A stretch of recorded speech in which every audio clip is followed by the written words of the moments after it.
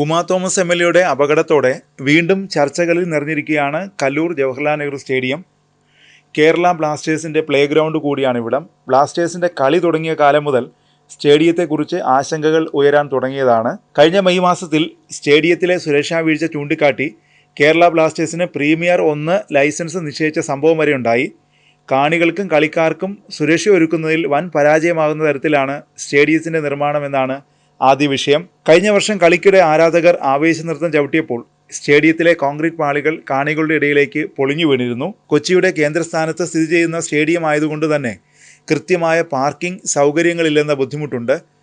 വളരെ തിരക്കേറിയ പട്ടണത്തിൻ്റെ മധ്യത്തിൽ സ്ഥിതി ചെയ്യുന്നത് കൊണ്ടുണ്ടാകുന്ന പ്രശ്നങ്ങൾക്ക് പരിഹാരം കാണാൻ സാധിക്കില്ല. ഒരു അപകടം ഉണ്ടായാൽ അതിനെ ഫലപ്രദമായി നേരിടാനും രക്ഷാപ്രവർത്തനം നടത്താനും ജനത്തെ ഒഴിപ്പിക്കാനും മറ്റും ഇവിടെ ബുദ്ധിമുട്ടുണ്ടാകും. കൂടാതെ മത്സരം നടക്കുന്ന ദിവസങ്ങളിൽ സ്റ്റേഡിയം കോംപ്ലക്സിലെ കടകളുടെയും ഭക്ഷണശാലകളുടെയും പ്രവർത്തനം ആശങ്കപ്പെടുത്തുന്നതാണ്. LPG സിലിണ്ടറുകൾ പോലുള്ള റിസ്ക്കുള്ള സാധനങ്ങൾ കളിദിനങ്ങളിൽ പോലും സ്റ്റേഡിയത്തിലുണ്ട്.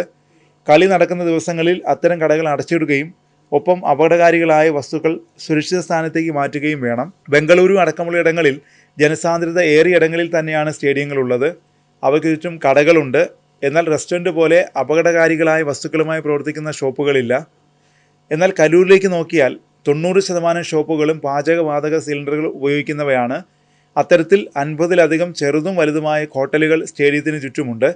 സ്റ്റേഡിയം ലിങ്ക് റോഡ് കളി നടക്കുന്ന സ്ഥലത്ത് പൂർണ്ണമായി അടച്ചിടാൻ സാധിക്കുന്നില്ല.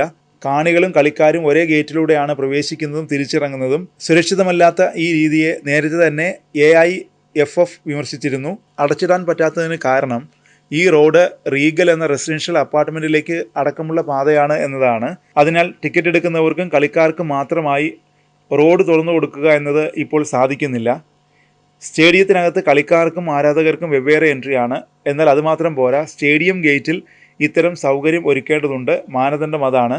കഴിഞ്ഞ വർഷം ISL ഉദ്ഘാടന മത്സരം വീക്ഷിച്ച Asian football confederation general secretary Dato Seri Windsor ജോണും സ്റ്റേഡിയത്തിൽ സുരക്ഷ ഒരുക്കുന്ന പദ്ധതികളിൽ വളരെയധികം ആശങ്ക പ്രകടിപ്പിച്ചിരുന്നു.